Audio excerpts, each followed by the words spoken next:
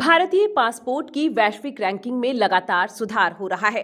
गुरुवार को जारी हेनले पासपोर्ट इंडेक्स के मुताबिक भारत का पासपोर्ट दुनिया में 80वें स्थान पर है।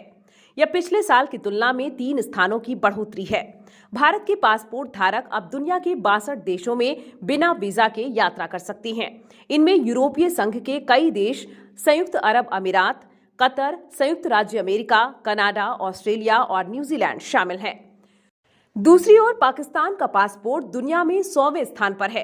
हेनले पासपोर्ट इंडेक्स के मुताबिक पाकिस्तान का पासपोर्ट सोमालिया जैसे देश से भी कमजोर है।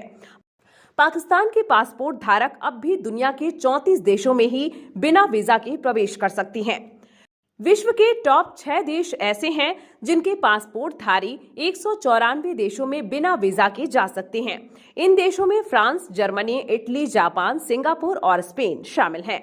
इन देशों के बाद दूसरे नंबर पर फिनलैंड, दक्षिण कोरिया और स्वीडन आते हैं।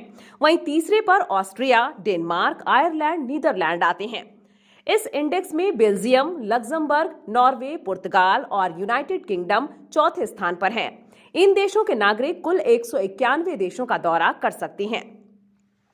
भारतीय पासपोर्ट की बढ़ती ताकत के कई कारण हैं। इनमें से एक कारण भारत की अर्थव्यवस्था का विकास है। भारत की अर्थव्यवस्था दुनिया की सबसे तेजी से बढ़ती अर्थव्यवस्थाओं में से एक है। इससे भारत की वैश्विक प्रतिष्ठा में वृद्धि हुई है। दूसरा कारण भारत की राजनीतिक स्थिरता है। भारत एक लोकतांत्रिक देश है और यहाँ की राजनीतिक व्यवस्था स्थिर है।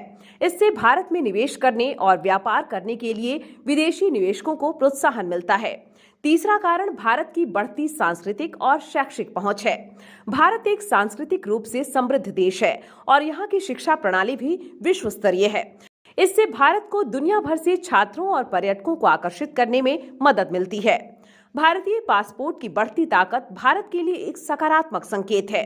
इससे भारत के नागरिकों को दुनिया भर में यात्रा करने और व्यापार करने में आसानी होगी। यह भारत की वैश्विक प्रतिष्ठा को भी बढ़ाएगा।